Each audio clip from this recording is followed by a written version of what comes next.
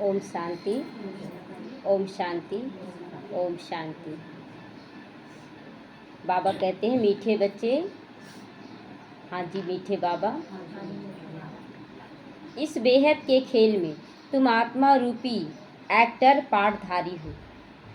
अब जैसे जैसे बाबा के नज़दीक आप पहुँचते जाएंगे ना, तो लगेगा सिर्फ एक पार्ट हम बजा रहे हैं। जैसे पहले क्या हुआ था ना कि हम लोग अंदर में सोचते थे कि हम माँ हैं, हम पत्नी हैं, हम किसी की बेटी हैं, ये सब फीलिंग में आता था। लेकिन अब जैसे जैसे बाबा के नज़दीक पहुँच रहे, केवल एक पार्ट नज़र आ रहा है, बस पार्ट निभा रहे हैं और कुछ नहीं, बस एक पार्ट निभा रहे हैं। तो तुम्हारा निवास स्थान है स्वीट साइलेंस। हमारा निवास स्थान है स्वीट साइलेंस यानी शांति धाम। वहाँ से हम आए हैं यहाँ पार्ट बजाने के लिए, बस एक पार्ट निभाने के लिए आए हैं। तो जब पार्ट निभाएंगे ना तो एक नाटक की फीलिंग आती है कि हम नाटक बजा रहे हैं, करते हुए भी डिटैचपन आता है। तो अब वहाँ जाना है, अब ये नाटक लास्ट हो गया, अब घर जाना है हम सबको। प्रश्न है, जो ड्रामा के खेल को यथार्थ रीति जानते हैं उनके मुख से कौन से शब्द नहीं निकल सकते? बाबा कह रहा है कि जो बच्चे ड्रामा के राज को जानते हैं उसके मुख से कौन से शब्द नहीं निकल सकते हैं? उत्तर है, यह ऐसा नहीं होता था तो ऐसा होता, यह होना नहीं चाहिए। मतलब ऐसे बोल देते हैं ना कि अगर ऐसा नहीं होता तो ऐसा होता, ठीक रहता। लेकिन बाबा कहता ड्रामा में जो जो हो रहा वही सही है, वही एक्यूरेट है। तो ऐसे शब्द ड्रामा के खेल को जानने वाले नहीं कहेंगे, बिल्कुल नहीं कहेंगे। जो कुछ भी हो रहा वो कल्याणकारी है, वो बहुत सुंदर है। ये सब हम लोगों को अपने अंदर चलाना चाहिए कि ड्रामा भगवान को बहुत पसंद है, ड्रामा का हर सीन बहुत सुंदर है। जो बीत गया उसके बारे में चर्चा नहीं, लेकिन जो बीत गया उससे प्रेरणा लेकर आगे के लिए और अच्छा करना है, आगे के लिए अच्छा करना। फिर ये बोलेंगे कि ड्रामा तो बना बनाया है ना, फिर हम उतना सोचे ही क्यों? तो नहीं सोचेंगे तो आपकी बुद्धि में इमर्ज कैसे होगा, इमर्ज कैसे होगा? और जितना ज़्यादा बोलते ना बीज तो रोपना पड़ेगा, बीज रोपना ड्रामा में नूंद है, फसल देना नूंद है, लेकिन रोपने का मेहनत हम लोगों को करना पड़ेगा। जो रोपेगा वो पाएगा। इस ड्रामा को थोड़ा सा अलग है, जिसको संपूर्ण रीति से बच्चे नहीं समझ पाएंगे, वो बाबा जानता है। लेकिन बाबा जब कह रहा है कि बच्चे तुमको एक्यूरेट पार्ट अदा करना है तो बस करना है ना।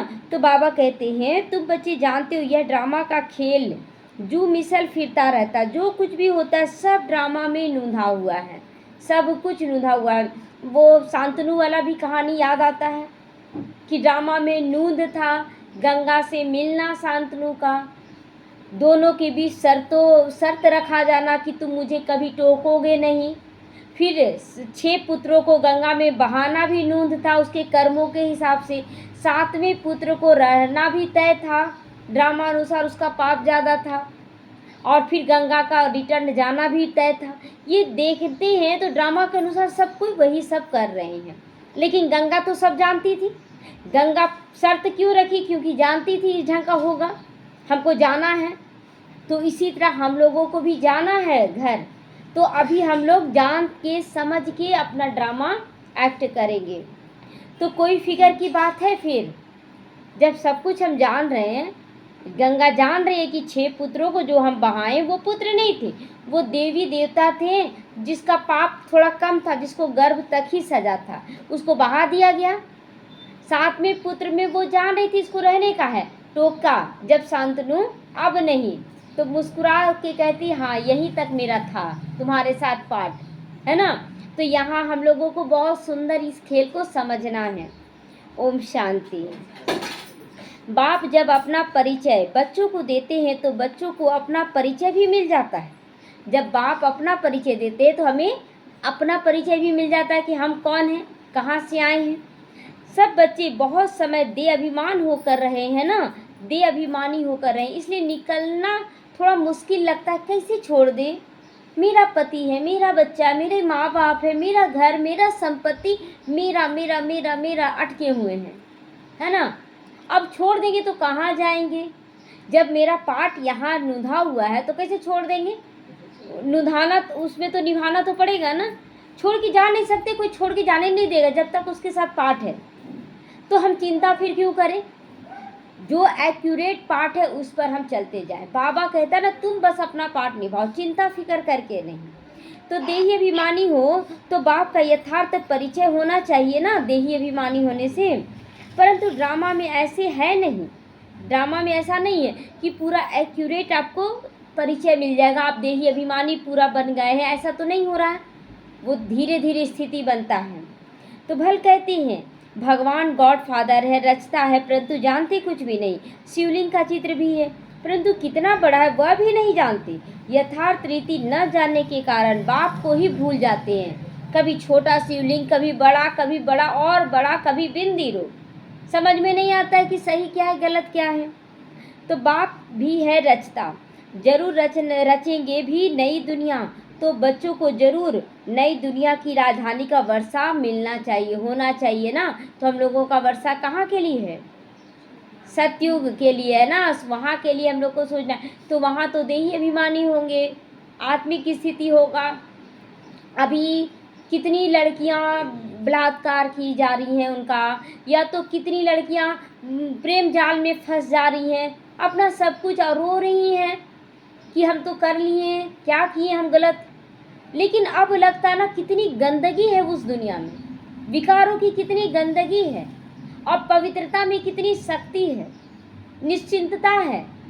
ये सब हम लोगों को समझना है। तो बाबा हमें नई दुनिया जो राजधानी में ले जा रहा, वो पवित्रता की दुनिया है। वो महसूस होता कि सच में वो दुनिया बहुत सुंदर है, क्योंकि जैसे जैसे पवित्रता धारण हो रहा है ना, बंधन मुक्त होते जा रहे हैं, कोई बंधन नहीं, बिल्कुल स्वतंत्रता होती जा रही है, किसी में फंस नहीं रहे, कर रहे हैं सभी के काम, जिम्मेवारी निभा रहे हैं, लेकिन अंदर से कोई बंधन नहीं है। तो स्वर्ग का नाम भी तो भारत में ही ना मशहूर है, स्वर्ग नरक, विदेशों में थोड़ी होता है स्वर्ग नरक। परंतु समझते यहाँ बात कुछ भी नहीं। कहते फलाना मरा ना तो स्वर्ग पधारा, अरे स्वर्ग है ही नहीं अभी, तो कहाँ स्वर्ग पधारेगा।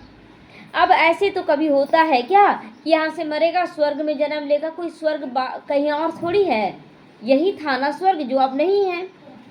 तो अभी तुम समझते हो, हम एकदम तुच्छ बुद्धि थे, समझते कुछ भी नहीं थे, नंबरवार भी कहेंगे। अब यहाँ बैठे हुए भी सब एक्यूरेट समझ रहे हैं, समझ जाए ना तो सब महाराजा बन जाएंगे। एक्यूरेट समझना है ड्रामा को, तो फिर कभी कोई भी सीन देखकर बेचैन नहीं महसूस करेंगे।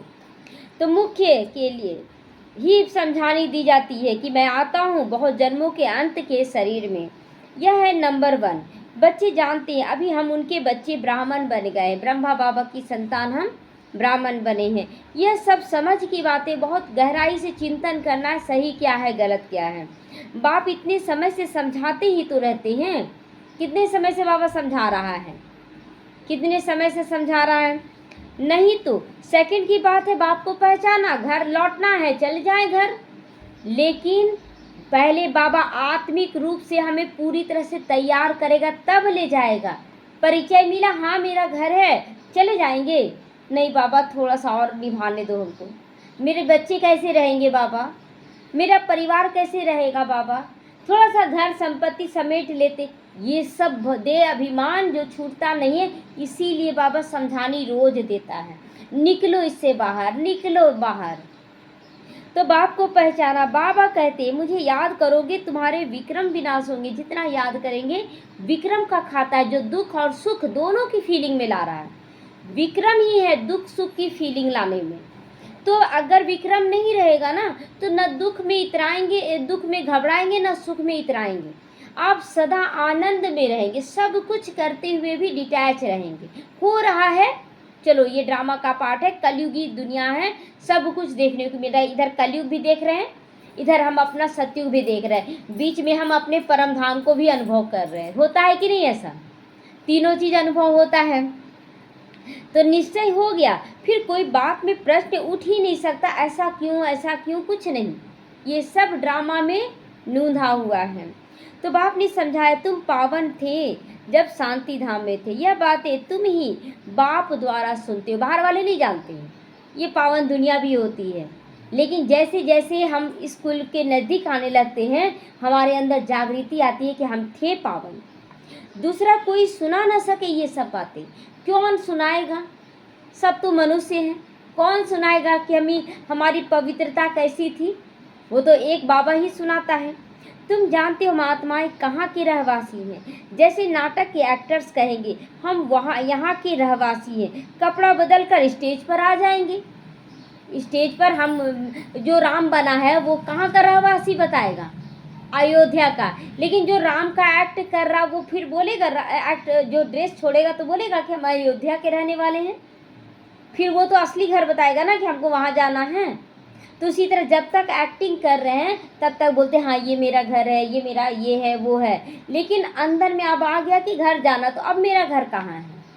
अब तो सच जान गए हैं ना, अब मेरा घर है परम धाम। तो अब जहाँ रह रहे वहाँ कर्जा है ना, वो कर्ज को चुकता कर लेना है। तो कपड़ा बदल कर स्टेज पर आ जाएंगे। अभी तुम समझते हो हम यहाँ के रहवासी हैं या नहीं? नहीं है। वह एक नाटकशाला है। यह अभी बुद्धि में आया कि हम मूल वतन के निवासी हैं, जिसको स्वीट साइलेंस होम कहा जाता है। स्वीट साइलेंस, वहाँ बहुत शांति है, मतलब शांत रहना कभी कभी बहुत अच्छा लगता है ना। बहुत सारी बातें, लेकिन सब बातों को किनारा कर शांत रहिए ना तो लगेगा अपने घर की अनुभूति यहाँ होने लग जाती है, बहुत अच्छा लगता है। तो इसके लिए ही सब चाहते हैं, क्योंकि आत्मा दुखी है ना, तो चाहते हैं कि अब हम शांति चाहते हैं, अब हमको घर जाना है, इसीलिए चाहते हैं क्योंकि यहाँ पर दुखी हैं। तो कहते हैं हम कैसे वापस घर जाएं? लोग पूछते हैं कि हम कैसे घर वापस जाएं? घर का तो पता ना होने के कारण भटकते रहते हैं। भटक ही रहे ना, कभी मंदिर जाते हैं, कभी तीर्थों पे जाते हैं। एक बहन है जो क्रिश्चियन बन गई है कौन सा कास्ट दूसरे याद नहीं आ रहा, लेकिन वो क्रिश्चियन बन गई है, प्रभु प्रभु कर रही है। ज्ञान तो सब जगह अच्छा दिया जाता है, उसका निंदा नहीं है, क्योंकि ज्ञान अच्छा है, लेकिन ज्ञान धारण करने की शक्ति वहाँ नहीं मिल सकती है, क्योंकि जो क्राइस्ट के द्वारा ज्ञान दिया गया था वो भी पतित बन चुका है, इसीलिए उसमें शक्ति नहीं रहा, उनके बोलने में शक्ति नहीं रहा। यहाँ पर जो ज्ञान दे रहा है बाबा, वो सर्वशक्तिमान जो परम पवित्र है वो दे रहा है, इसीलिए उसकी शक्तियाँ भी हमें मिलती है और हम धारण कर लेते हैं। अभी वो बहन प्रभु प्रभु करके सारा बोलती है कि हाँ ऐसे चलना चाहिए, ऐसे चलना, लेकिन इतना लड़ाई झगड़ा कर रही है, इतना लड़ाई कर रही है, घर में कलह कलेश, अब अहंकार कर रही है कि उसको अब अलग होना पड़ रहा है। तो ये प्रत्यक्षता हो रहा है क्या कि हम प्रभु से जुड़े हैं? नाम तो ले रही है प्रभु का, क्योंकि क्रिश्चियन लोग में भी प्रभु ही बोलते हैं। तो अभी तुम भटकने से छूट गए ना, अब भटकेंगे, जहाँ रखा है बाबा वहीं हम स्थिरता से रहेंगे, कहीं नहीं भटकेंगे। तो बच्चों को मालूम पड़ गया है, अभी तुमको सचमुच घर जाना है, अब झूठ मूठ का घर नहीं जाना है। यहाँ से जब मुरली छूटता है तो बोलते घर जा रहे हैं, अब बाबा कहता है सचमुच तुमको घर जाना है। अहम आत्मा कितनी छोटी बिंदी है, यह भी वंडर है, जिसको कुदरत कहा जाता है। इतनी छोटी सी बिंदी में इतना पाठ भरा हुआ है। परम पिता परमात्मा कैसे पाठ बजाते, यह भी तुम जान गए हो कि भगवान आकर कैसे सारे रिश्तों से पाठ बजाता है। सारे रिश्तों से हम लोगों को हर एक रिश्ते का अनुभव करवाता है ना, कि बच्चे तुम जिस रिश्ते से पुकारोगे मैं उसी रिश्ते से तुम्हारा साथ निभाने लगूंगा। तो यह भी हम जानते हैं, बाहर वाले जानेंगे क्या? अब बाहर वाले सोचेंगे कि भगवान कैसे पति बन जाएगा, भगवान कैसे पत्नी बनेगी, ये तो देहधारियों का काम है। लेकिन अब हम लोगों को लग रहा है ना कि भगवान सारा कुछ कर सकता है। तो सबसे मुख्य पाठधारी कौन कौन है? शिव बाबा ना, वह है करण करावनहार है ना, शिव बाबा है ना, जो सब कुछ करण करावनहार है, हम लोग से करवाता भी है, करता भी है, सारे रिश्तों से पाठ निभाता है। तो तुम मीठे मीठे बच्चों को यह अभी समझ में आया कि हम आत्माएं शांति धाम से आती हैं। आत्माएं कोई नई थोड़ी निकलती है, मतलब अभी विनाश हो जाएगा फिर से नई आत्मा को तैयार किया जाएगा, मतलब खत्म हो जाना, मतलब अमर नहीं है आत्मा। लेकिन बाबा तो बोलता है ना अमर है आत्मा, ये कभी विनाश नहीं होता है। तो जो शरीर में प्रवेश करती है, नहीं, आत्माएं सभी स्वीट होम में रहती हैं, वहाँ से आती है पाठ बजाने, यहाँ पाठ पूरा करती है, फिर अपने घर चली जाती है। तो सभी का पाठ बजाना है, यह खेल है। यह सूरज चांद स्टार आदि क्या है? प्रतीकात्मक लाइट बने हुए हैं, प्रतीकात्मक है। जैसे कि पहले तो हम लोग तारे रह हो गए थे, एकदम टिमटिमाते हुए तारे। आत्मा तो थी ना, विनाश तो नहीं हुआ ना, टिमटिमाते हुए तारे बने। फिर हम चंद्रमा की स्टेज में आए, धीरे धीरे हमारी लाइट धीरे धीरे बढ़ने लगी, हमारी स्टेज बड़ी होने लगी। उसके बाद धीरे धीरे चंद्रमा से भी ऊपर सीढ़ी ले ली, हम सूर्य बने। मैं आत्मा सूर्य हूँ, देहभान बिल्कुल समाप्त। तो ये स्टेज बना हुआ है। और दूसरी तरफ देखेंगे कि सूर्य शिव बाबा का पहचान है, चंद्रमा ब्रह्मा बाबा का पहचान है, और तारे हम सब बच्चों का पहचान है। ये सब बना हुआ है ड्रामा। तो ये सब बत्तियां हैं जिसमें रात और दिन का खेल चलता है, रात और दिन का खेल चलता है। कई कहते सूर्य देवताय नमः, चंद्रमा देवताय नमः, परंतु वास्तव में यह कोई देवी देवता नहीं। ये तो लाइट, जैसे बल्ब जलाए हैं, पंखा चला रहे, ये कोई देवी देवता बन जाएंगे क्या? चैतन्य है क्या?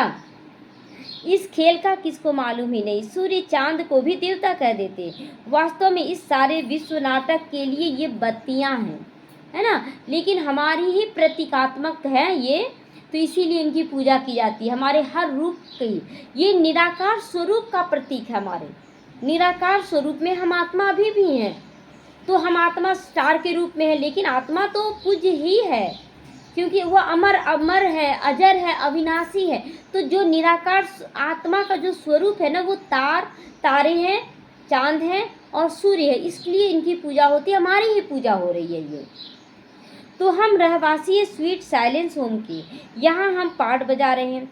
यह जो मिसल चक्र चलता रहता है, जो कुछ भी होता है ड्रामा में नूंद है। अभी जो संगम युग में हम लोग कर रहे हैं ना, वही पार्ट, फिर जो मिसल धीरे धीरे नीचे उतरेगा। सतयुग, त्रेता, द्वापर, कलयुग, और अभी एक ही झटके में, हम लोग झटके भी कह सकते हैं, क्योंकि एक जन्म भी पूरा नहीं लगता और हम लोग सतयुग के रहवासी बनने लगते हैं।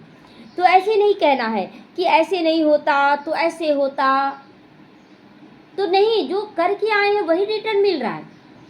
हम ऐसा क्यों कि ऐसा नहीं होता ना तो अच्छा रहता, कम से कम पवित्र। तो हम लोग जैसे बोलते हैं हम लोग शादी नहीं करते तो अच्छा रहता, शादी नहीं होता तो हम लोग यहाँ कैसे पहुँचते, यहाँ का सेवा कैसे होता, जहाँ थे वहीं पर रहना पड़ता।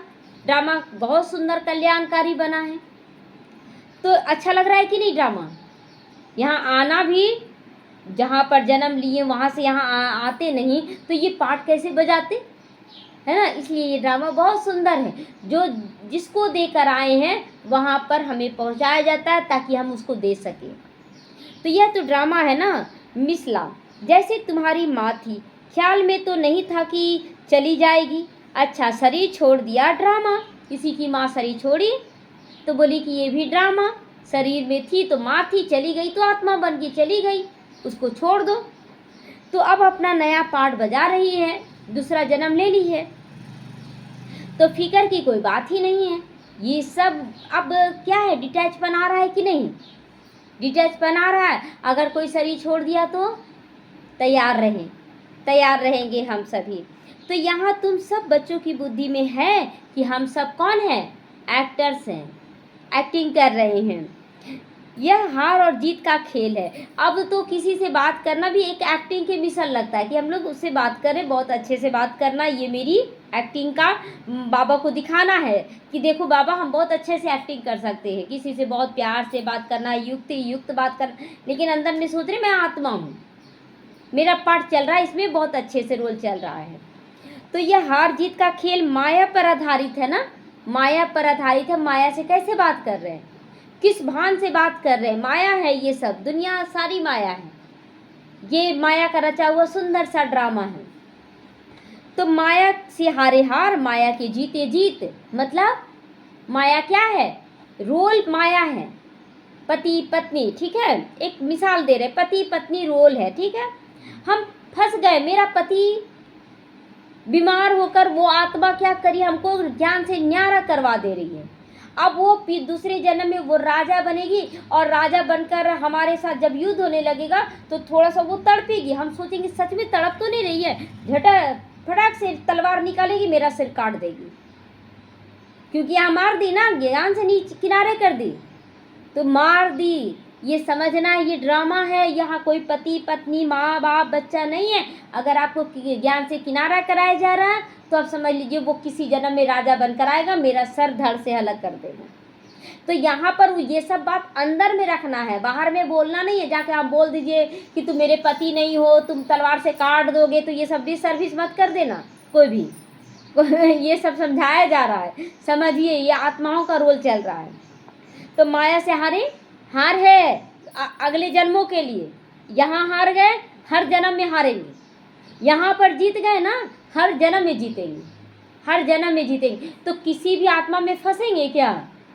फंसेंगे नहीं। तो यह गाते जो तो सब है, परंतु बुद्धि में ज्ञान जरा भी नहीं है। गाते तो माया से हार है, माया से जीत सबको आ गया है गाने, लेकिन कैसे हार होता है, कैसे जीत होता है, किसी को पता ही नहीं है ना। हार जा रहे हैं, समझते हैं ना ये मेरा पति है, मेरा बच्चा। बच्चे बोलते हैं ना, आज तुमको कहीं नहीं जाना पड़ेगा। हमने ठीक है नहीं जाएंगे। बाबा को याद किए, बाबा ये माया देखो रोक रही है, तुम, ये माया आपकी बच्ची है, हमको तो जाना है। थोड़ा देर के बाद आती है वो, फिर बोलती है अच्छा ठीक है आप चली जाओ। जीत गए। योग के द्वारा जो सर्वशक्तिमान के साथ रहेगा वो सदा जीतेगा। तो तुम जानते हो माया क्या चीज है? माया एक बंधन है, रिश्तों का बंधन है जो बांध रही है। धन छोड़कर, अरे कोई लूट ना ले, कोई चोरी ना कर ले, हर चीज माया है जिसमें हम फंसे हुए हैं। तो यह तो रावण है ना, जिसको ही माया कहा जाता है। धन को संपत्ति कहा जाता, माया नहीं है धन संपत्ति, लेकिन धन संपत्ति को सही जगह यूज करना ये सही है। लेकिन अगर धन गलत जगह में लग रहा हो, ये माया हो गई, ये माया है। धन में आप फंस गए, मेरा धन, ये माया है। लेकिन जो बाबा जिम्मेवारी दिया है धन का, उसको एक्यूरेट, अब आप बोलिएगा ना भंडारा है, आप खुले नहीं, हम नहीं फंस रहे हैं भंडारे में, और आप जाके खुले में रख दे, चोरी हो जाएगा तो किसके ऊपर बोझा? आपको तो उसको सेव करने का जिम्मेवारी मिला ना, उसको सही जगह यूज करने का। समझना है ड्रामा को। लोग जानते हैं, एकदम सोच लेते ना, नहीं बाबा है ना, अरे बाबा तो बोला है कि पवित्र बना देंगे, तो तुम सारा पुरुषार्थी छोड़ दो, सारा पुरुषार्थी छोड़ दो। तो धन को संपत्ति कहा जाता है, धन को माया नहीं है। जो जिम्मेवारी बाबा बोले ना कि तुमको इस टाइम पर मुरली चलाना है, तो बोले ना बाबा ड्रामा में नूना हुआ है ना, जाना होगा तो चले जाएंगे, तो छोड़ दे। लेकिन अगर बोले नहीं बाबा ने जिम्मेवारी का ताज पहनाया है, हमको जाना, ये ड्रामा में नूंद है, ये सोचना है, गलत नहीं सोचना है, सही सोचना है। तो मनुष्य समझते इनके पास तो बहुत धन है, तो कह देते माया का नशा है। लेकिन माया का नशा होता है क्या? माया का नशा होता है? माया को तो हम जीतने की कोशिश करते हैं। हमारे पास धन, जैसे ब्रह्मा कुमारियों के पास भी धन बहुत आ रहा है, क्या वो हम लोगों को गुलाम बना रही है? क्या गुलाम बना रही है? धन, जितना धन आ रहा उतना ज़्यादा सेवा में लगाते जाओ, यही ना सोच रहे हैं, लगाते जाओ सेवा में। तो इसमें कोई भी बात में संशय नहीं उठना चाहिए कि धन बहुत आ रहा तो क्या करे, माया है, नहीं हटा दो, सही जगह यूज करो, ये तुम्हारी जिम्मेवारी बाबा दिया है। और नहीं आ रही है तो पुरुषार्थ करो कि हमें सेवार्थ लगाना है। जैसे कि किसी को कभी ब्रह्मा भोजन खिलाना है, सबको इच्छा होता है, बाबा को सौंप दिए, बाबा हमको करना है, बाबा फिर देने लगा, सब कुछ देने लगा, भरपूर करने। जहाँ जो चीज़ करना है, यहाँ ड्रामा है ना, हमको पाठ अदा करना है, उसके लिए बाबा को बोलना है। जैसे दाल कम हो गया था ना, जो ब्रह्मा बाबा जाकर बोला कि बाबा दाल भी कम हो जाएगा क्या, ये भी ड्रामा में नूंद था, बोलना भी। उसी तरह यहाँ पर अगर कुछ ज़रूरत है तो बाबा को नहीं बताएंगे ना, तो बताना भी ड्रामा में नूंद है। लेकिन एकदम डिटैच होकर बैठ जाना, अरे बाबा बैठा है ना, करा ही लेगा, ऐसा नहीं। जिम्मेवारी का ताज पहनना है हम लोगों को, सही समझ के आगे बढ़ना है। कच्ची अवस्था होने के कारण संशय उठ जाता, बाबा क्यों नहीं किया, हम तो बाबा को सौंप दिए थे। तो बाबा को सौंपे थे, लेकिन एक कदम तो हमको बढ़ाना पड़ेगा ना, एक कदम। बाबा ये थोड़ी बोला आप चुपचाप बैठ जाओ हम सब कुछ कर देंगे, ऐसा कभी बोला? एक कदम हमको बढ़ाना पड़ेगा, जिम्मेवारी निभाना पड़ेगा, उसके बाद बाबा को सौंपना है। तो अभी भगवानुवाच है, किसके प्रति है? देहधारियों के प्रति कि आत्माओं के प्रति? आत्माओं के प्रति। तो भगवान तो जरूर शिव ही चाहिए जो आत्माओं के प्रति कहे। तो श्री कृष्ण तो देहधारी, वो आत्मा को कैसे बोलेगा, वो तो देहधारी है। तो वह आत्माओं के प्रति कैसे कहेंगे? तुमको कोई देहधारी ज्ञान नहीं दे रहा है। कोई देहधारी ज्ञान दे रहा है? ब्रह्मा बाबा ज्ञान दे रहे हैं क्या? नहीं।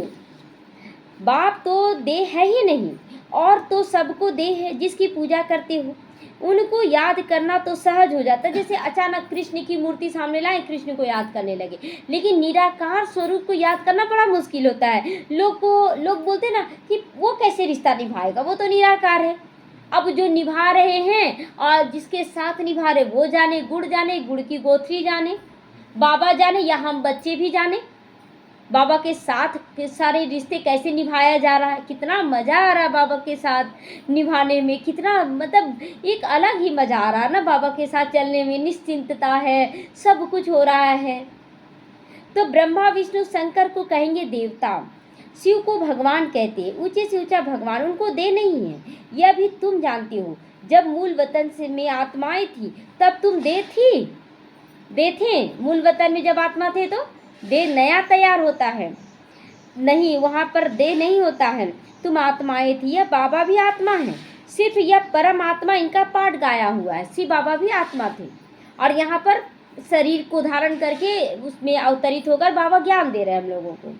पाठ बजा कर गए हैं, तभी तो पूजा उनकी भी होती है, शिव बाबा की भी पूजा होती है। परंतु एक भी मनुष्य नहीं जिसको यह मालूम हो कि 5000 वर्ष पहले भी परमपिता परमात्मा रचता आया था। वह है ही हेवनली गॉड फादर, स्वर्ग रच कर गया था, इसीलिए उसका नाम पड़ता है हेवनली गॉड फादर, स्वर्ग को रचने वाला। तो हर 5000 साल के बाद कल्प के संगम युग पर बाबा आता है। इसी संगम युग पर बाबा आता है, तो क्यों ना हम देहधारियों के साथ तो निभाते हैं, क्यों ना हम एक बाबा के साथ रिश्ता निभाएं। एनी टाइम बाबा, हर वक्त बाबा, सब ठीक है, इस तरह से निभाएं। परंतु कल्प की आयु लंबी चौड़ी कर देने से भूल गए हैं। तुम बच्चों को बाप बैठ समझाते, तुम खुद कहते हो बाबा हम आपसे कल्प मिलते। कल्प माना 4 युगों के बाद संगम युग पर मिलते हैं और आपसे वर्षा लेते हैं। फिर कैसे गंवाते हैं, यह बुद्धि में आ गया है। कैसे गंवाते? बाबा ड्रामा तो बहुत सुंदर दिया, हम गिर गए तो इसमें बाबा का क्या दोष। अब हम बच्चे को पालना दिए, अब जवानी में वो किसी और से फंस जाए तो माँ बाप का दोष है क्या? माँ बाप का दोष तो नहीं है। तो ज्ञान तो अनेक प्रकार के हैं, परंतु ज्ञान का सागर भगवान को ही कहा जाता है। अब ये सब समझते हैं विनाश होगा जरूर, अब सभी समझते हैं। आगे भी विनाश हुआ था, कैसे हुआ था यह किसी को नहीं पता। शास्त्रों में तो विनाश के बारे में क्या क्या लिख दिया है। मुसल निकला मुख से, पेट से निकला। पांडव कौरव में युद्ध हुआ, लेकिन पांडव और कौरव में युद्ध नहीं हो सकता है। जहाँ पांडव हैं वहाँ कौरव नहीं, जहाँ कौरव है वहाँ पांडव नहीं हो सकता है ना। अंदर में जब पूरी तरह से हम पांडव बन जाएंगे तो कौरव तो पूरी तरह से खत्म हो गया।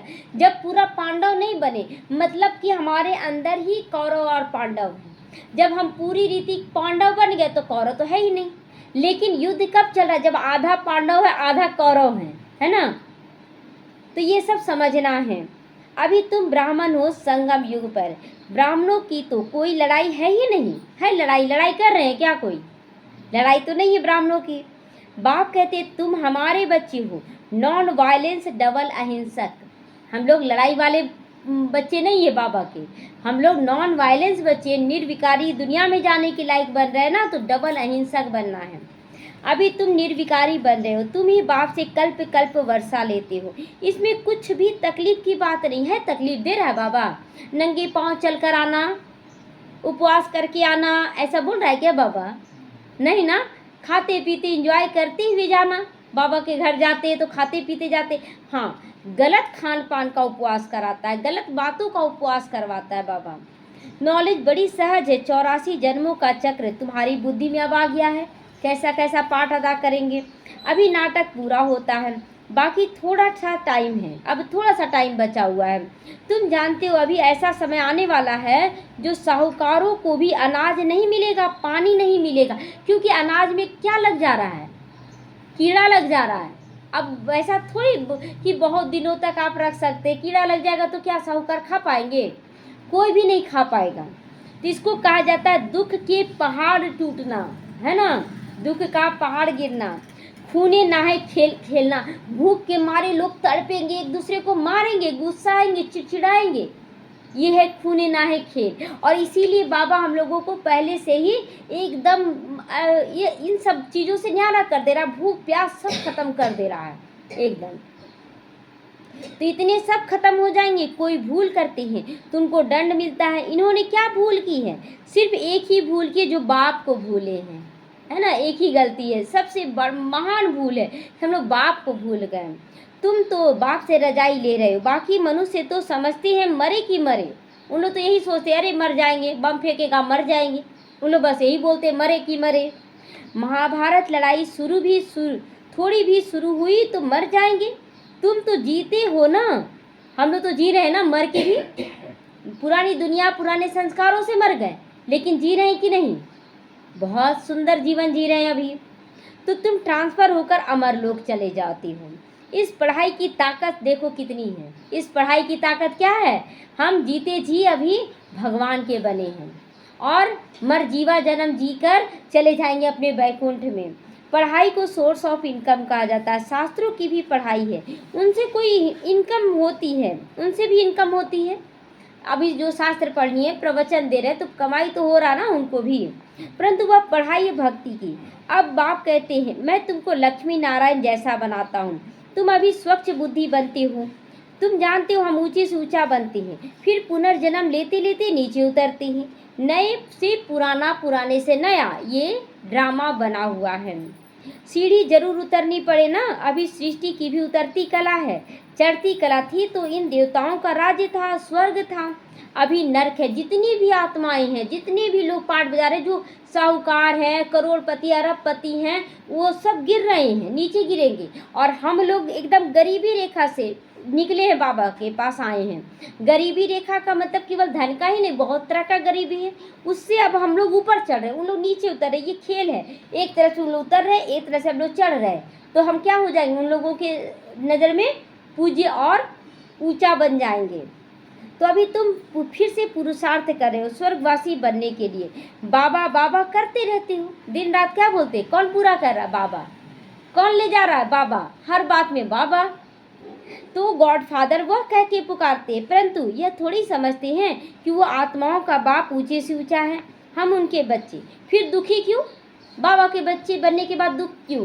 क्योंकि देह अभिमान है, ब्राह्मण नहीं बने हैं ना। जब आप ब्राह्मण बन जाएंगे तो दुख होगा ही नहीं। अभी पांडव नहीं बने, अभी आप कौरव की लाइन में खड़े हैं। तो अभी तुम समझते हो दुखी भी होना ही है। यह सुख और दुख का खेल है। जीत में सुख है, हार में दुख है। जब हार होता है तभी तो दुखी होते हैं ना। अभी हम लोग जीत रहे हैं तो दुख होगा क्या? तो बाप ने राज्य दिया, रावण ने छीन लिया। अभी तुम बच्चों की बुद्धि में है, बाप से हमको स्वर्ग का वर्षा मिलता रहता है, बाप आया हुआ है। अभी सिर्फ बाप को याद करना है तो पाप कट जाएंगे। जन्म जन्मांतर का सिर पर बोझा बहुत है, जो कटने में बीच बीच में चलते हैं ना, तो बीच में गड्ढा आ गया। तो ये नहीं सोचना गड्ढा क्यों आया, वो पहले से तय था, क्योंकि अब वहाँ गड्ढा खोन कर आए हैं। तो वहाँ पर गड्ढा को पार करना, तो कहीं नहीं पार कर पा रहे, चुपचाप बाबा की गोद में चढ़ जाएं और उड़कर पार कर ले, बस पार हो गए। तो जन्म जन्मांतर का सिर पर बोझा, यह भी तुम जानती हो। तुम कोई बहुत दुखी नहीं होते हो। देखिए कितना सुंदर बात बोल रहा है बाबा, बोल रहा है ना, तुम बहुत ज़्यादा दुखी नहीं होते हो, दुख को ज़्यादा फील कर लेते हो। हल्का पेट दर्द हुआ, कभी नहीं जानते थे पेट दर्द क्या होता है, हल्का सा हुआ, लेकिन हम बोले बहुत ज़्यादा हो रहा है, क्योंकि कभी जाने ही नहीं पेट दर्द क्या होता है। तो ये सब समझना है। तो कुछ सुख भी है, आटे में नमक मिसल। बाबा कहता है अभी भी ऐसा नहीं है कि सुख नहीं है, कुछ सुख है, लेकिन दुख भी है। दुख को फील ज़्यादा कर ले रहे, इसलिए दुख बहुत ज़्यादा हो गया, जिसको काग विष्टा के समान सुख कहा जाता है। तुम जानती हो सर्व का सदगति दाता एक ही बाप है, जगत का गुरु भी एक ठहरा। वानप्रस्थ में गुरु किया जाता है। अभी तो छोटों को भी गुरु करा देते हैं, अभी तो छोटे छोटे भी गुरु बन जा रहे हैं गुरु करने का नहीं, क्यों? क्योंकि पिछला जन्म का संस्कार लेकर आए हैं। तो अगर मर जावे तो सदगति को पा जाएंगे।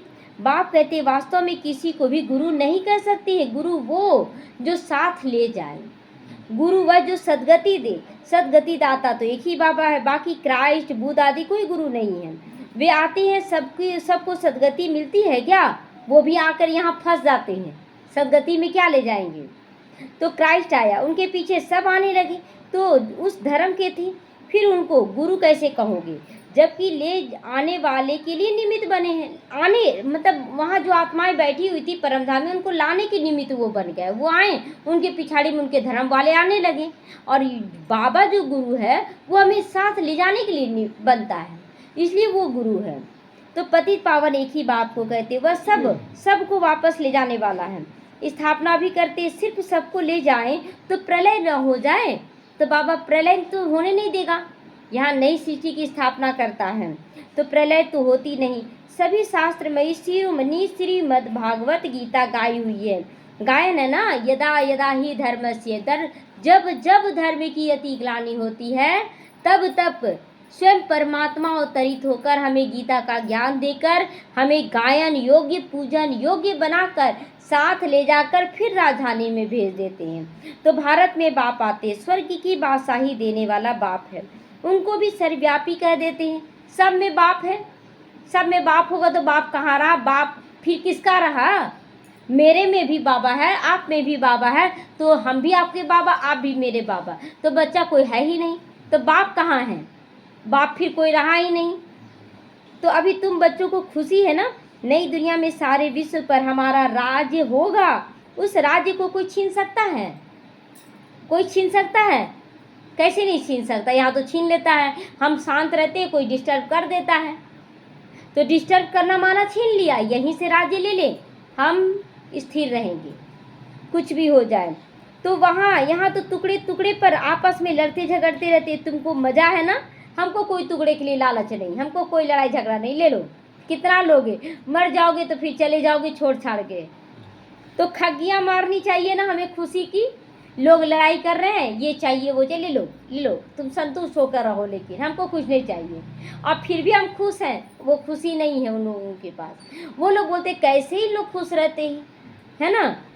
तो कल्प कल्प बाबा से हम वर्षा लेते हैं, तो कितनी खुशी होनी चाहिए, ये खुशी है। बाप कहते मुझे याद करो, फिर भी भूल जाते हैं। जिससे इतना कुछ मिल रहा उसको भूल जाते हैं और देहधारियों में अटके रहते हैं। तो कहते हैं बाबा योग टूट जाता है। कैसे योग टूटा? किस देहधारी में फंसे, किससे आपका चक्कर चल गया, है ना? किसी देहधारी से चक्कर चला, तभी तो माता पिता को भूले ना, हाँ, कि माता पिता इतना अच्छा पालना दे रहा है। बाबा ने कहा योग अक्षर निकाल दो, वह तो शास्त्रों का अक्षर है। बाप कहते हैं बच्चे मुझे याद करो। योग भक्ति मार्ग का अक्षर है। बाप से बादशाही मिलती है स्वर्ग की, उनको तुम याद नहीं करोगे तो विक्रम विनाश कैसे होंगे? विक्रम विनाश नहीं होगा तो दुखी होगे, तो रजाई कैसे मिलेगी? याद नहीं करेंगे तो पद भी कम हो पड़ेगा, सजा भी खानी पड़ेगी। यह भी अक्ल नहीं है? अक्ल है सबको। अब किसको याद करेंगे? बाबा को याद करेंगे। इतने बेसमझ बन पड़े हैं, इतना समझाने के बाद भी नहीं समझते हैं कि वो दुख की दुनिया, उसको मत याद करो, बाबा को याद करो। मैं कल्प कल्प तुमको कहता हूँ, माँ मेकम याद करो, मुझे एक को याद करो, दूसरा कोई भी याद ना आए। जीते जी इस दुनिया से मर जाओ। मैं मर गई हूँ। बाप की याद से तुम्हारे विक्रम विनाश होंगे, तुम विजय माला का दाना बन जाओगे, विजयी बन जाओगे। कितना सहज है। ऊंचे से ऊंचा शिव बाबा और ब्रह्मा दोनों हाईएस्ट है, उनके नज़दीक रहना हमको। तो वो पारलौकिक और ये अलौकिक पिता है। बिल्कुल साधारण टीचर के रूप में पढ़ा रहा है। वह टीचर फिर भी सजा देते हैं, यह तो पुचकार देते हैं, बच्चे मुझे याद करो। पुचकार दिया ना, सजा तो नहीं दिया, सजा हम खुद लेते हैं। तो कहते मीठे बच्चे बाप को याद करो, सतो प्रधान बनना है। पतित पावन एक ही बाप है, गुरु भी वही ठहरा और कोई गुरु हो नहीं सकता है। कहते बुद्ध पार निर्वाण गया, वह सब गपोड़ा है, एक भी वापस नहीं आया मेरे पास। बाबा बोल रहा है एक भी नहीं आया वापस। सबका ड्रामा में पार्ट नोंधा हुआ। कितनी विशाल बुद्धि और खुशी रहनी चाहिए। ऊपर से लेकर सारा ज्ञान बुद्धि में आ जाना चाहिए, मतलब परम धाम से लेकर यहाँ से जाने तक का ज्ञान टोटल हो जाना चाहिए। ब्राह्मण ही ज्ञान उठाते हैं, न शूद्रों में ज्ञान न देवताओं में ज्ञान है। अब समझने वाला समझे, जो समझने वाला होगा वो समझेगा, जो ना समझे उनकी मौत, उनका मौत है, वो पल पल मर रहे हैं। तिल तिल मरना यही होता है। तो पद भी कम हो जाएगा, रोते रहेंगे, चिल्लाते रहेंगे, कोई आपको बोलेगा? अच्छा, जब आप निश्चिंत रहेंगे, खुश रहेंगे, तब तो लोग आपको बोलेंगे कैसे आप खुश रहते हैं, तब आपका पद ऊंचा हो गया। तो पद ऊंचा करना सहज है कि नहीं? सहज है कि मुश्किल है? पहले लोग झगड़ा करते थे ना, हम मेरा बच्चा है, हम इसको से निकाले हैं, अरे अपनी स्थिति बना लो, उससे ऊंचा पद होगा। तो स्कूल में भी नहीं पढ़ते तो पद कम हो जाता है। अलफ बाबा और बे बादशाही, बस यही पढ़ो, अलफ बाबा और बे बादशाही। हम फिर से अपनी राजधानी में जा रहे हैं। यह पुरानी दुनिया खत्म हो जाएगी। जब तक अपनी स्थिति नहीं बनाए हैं, राजधानी में ऊंचा पद नहीं पा पाएंगे। 1000 लाख बच्चा तैयार कर ले, बस वो कहने मात्र प्रजा है, आपका इज्जत नहीं करेगा। लेकिन आप अगर अपनी पावरफुल स्थिति में आ गए तो लोग तो खींचे चले आएंगे। अच्छा, मीठे मीठे सीख लेते बच्चों प्रति माता पिता बाप दादा का याद प्यार और गुड मॉर्निंग। रूहानी बाप की रूहानी बच्चों को नमस्ते। हम रूहानी बच्चों की रूहानी माता पिता बाप दादा को याद प्यार गुड मॉर्निंग और नमस्ते नमस्ते, शुक्रिया बाबा शुक्रिया। धारणा के लिए आज मुख्य सार है, बाप हमें ऐसे नए विश्व की रजाई देते हैं जिसे कोई छीन नहीं सकता। हम चुपचाप रहना चाहते हैं, हम चुप हैं, शांत हैं, कोई छीन सकता है क्या?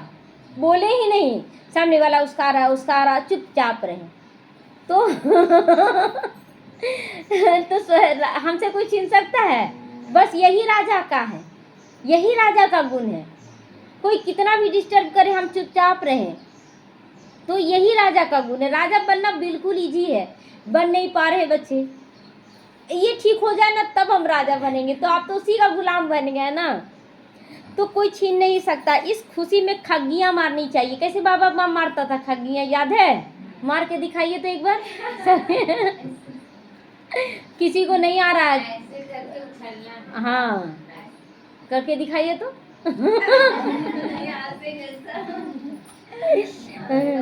तो विजय माला का दाना बनने के लिए जीते जी इस पुरानी दुनिया से मरना पड़ेगा। बाप की याद से विक्रम विनाश करने हैं। वरदान है, अपनी पावरफुल स्टेज द्वारा सभी की शुभ कामनाओं को पूर्ण करने वाली महादानी बनो। महादानी कौन बनेगा? जो सबकी इच्छाओं को पूर्ति कर दे। बहुत समझना। अच्छा, बाबा सबका सहयोग देता है कि नहीं? शिव बाबा बड़ा चालाक है वो सबको सहयोग देता है। जो विकार में गिरने वाले ना, बाबा हमको इससे शादी करना है, कर लो। अच्छा, इच्छा है, बाबा केवल देना है, देना जानता है ना। अब वो बार बार इच्छा रख रहा हमको शादी करना, कर लो। करने के बाद दुख हो रहा है तो हम तो, तुम ये नहीं मांगे थे हम सुखी रहें, तुम मांगे थे कि हम मुझसे शादी कर लें, है ना। तो लेकिन जब बाबा को सौंप देंगे ना कि बाबा मेरी जिम्मेवारी तुम्हारी जिम्मेवारी, तो हम कुछ नहीं करें, तो बाबा फिर सही रास्ते में ले आता है। तो पीछे आने वाली आत्माएं थोड़े में ही राजी होंगी, क्योंकि उनका पाठ ही कना दाना लेने का है। बस थोड़ा सा मिल गया, राजी हो गए। हम लोग थोड़े में राजी होने वाले नहीं है बाबा। हम लोगों को क्या चाहिए? पूरा विश्व का बादशाही चाहिए। तो ऐसी आत्माओं को उनकी भावना का फल प्राप्त हो, कोई भी वंचित ना रहे। हमें उसे ज्ञान देना है, और वो जितना कर सकते, चलो ठीक है, तुम उतना में खुश रहो, जबरदस्ती भी नहीं करना कि भारी हो जाए, उसका उतना ही पाठ है ना। तो इसके लिए अभी से अपने में सर्व शक्तियाँ जमा करो देने के लिए। बहुत आत्माएं तड़पती हुई आएंगी, आपको उस समय स्थिर रहना पड़ेगा। बहुत ज़्यादा तड़प रही है, बाबा ये बहुत तड़प रहा है बाबा, ऐसे कर देंगे तो आप फंस गए। तो जब आप अपनी संपूर्ण पावरफुल महादानी स्टेज पर स्थित होंगे तो किसी भी आत्मा को अपने सहयोग से महादान देने के कर्तव्य के आधार से शुभ भावना का स्विच ऑन करते ही नज़र से निहाल कर सकते हो। कोई भी आत्मा, कैसी भी आत्मा है, वो नज़र से निहाल हो जाएगी, एकदम आप पर संपूर्ण न्यौछावर हो जाएगी। जो बातें बच्चों को अभी देख रहे हैं, कुछ बच्चों का भी ज्ञान का लेन देन चल रहा है, तो वो बच्चे अपने लौकिक माँ बाप को नहीं बता रहे हैं, लेकिन यहाँ सारा बात क्लियर कर दे रहे हैं। क्यों? क्योंकि ना हम माँ है ना बाप है, हम आत्मा को सुन रहे हैं। अब बाबा को समर्पण करें, बाबा सुन रहा है। हमें बाबा केवल निमित्त आधार बनाए, हम किसी की पाठ में नहीं फंसते, ये तो गलत कर दिया, ये तो ऐसे किया, नहीं, वो भी नूंद है, उसमें फंसना नहीं, बस उसको निकालने का काम करना है। स्लोगन है, सदा ईश्वरीय मर्यादाओं पे चलते रहो तो मर्यादा पुरुषोत्तम बन जाओगे। क्योंकि चलते चलते कहीं ना कहीं मर्यादा ऊपर नीचे हो जाता है। हमें नहीं ऊपर नीचे करना है, मर्यादा पे चलना ही, हमें नियम मर्यादा जो है उस पे चलना है, तब पुरुषोत्तम बनेंगे। यही रेस चलेगा कि कोई कहीं थोड़ा सा मिस कर दिया श्रीमत, हम एक्यूरेट चले, हम उससे आगे निकल जाएंगे। अव्यक्त इशारे, आत्मिक स्थिति में रहने का अभ्यास करो, अंतर्मुखी बनो। जब सेवा की स्टेज पर जाते हो तो यह अनुभव होना चाहिए कि यह आत्माएं बहुत समय की अंतर्मुखता की, रूहानियत की गुफा से निकलकर सेवा पर आई है। जब हम लोग सेवा पे जाएं तो सामने वाला महसूस करे कि ये साधारण आत्मा नहीं है, ये विशेष आत्मा जो अंतर्मुखी बनकर आई है, इसके ऊपर बाहरी प्रभाव नहीं पड़ सकता है। वो स्थिति हमारे, जब हम लोग डर जाते हैं कि कोई कुछ बोल ना दे, तो हमारी अंतर्मुखता नहीं है, ये बाह्य मुक्ता है। हमारी स्थिति का प्रभाव उस पर पड़ेगा, उसकी स्थिति का हमारे ऊपर प्रभाव नहीं पड़ सकता, क्योंकि आत्मा 5 तत्वों से परे है, तो कोई प्रभाव नहीं पड़ा, मैं आत्मा हूँ। तो तपस्वी रूप हमारा दिखाई दे हमारे चेहरे चलन से। तपस्वी रूप का मतलब नहीं गंभीरता एकदम नजर ना आए। बाबा कल ही बोला ना कि हर्षित मुक्ता, मनन चिंतन करते हुए भी तुम्हारा चेहरा कैसा होना चाहिए, हंसता खिलखिलाता होना चाहिए। तो बेहद के वैराग्य की रेखाएं सूरज से दिखाई दे, वैराग्य हमारा। लोग सोचे वो पीछे पीछे आएंगे, जब आप पकड़े हुए हैं ना तो आप उसके पीछे भाग रहे, जब आप आगे बढ़ जाएंगे तो वो आपके पीछे पीछे आने लगेगा। तो जितना ही अति रुहाब उतना ही अति रहम भी होना चाहिए, उन पर रहम दिल भी होना चाहिए, किनारा भी करना है, रहम भी रखना है। ऐसी सर्विस का भी समय है। अभी कौन सी सर्विस, रहम भी और न्यारा बनकर सेवा करना, आत्मिक स्वरूप में सेवा करना है। ओम शांति।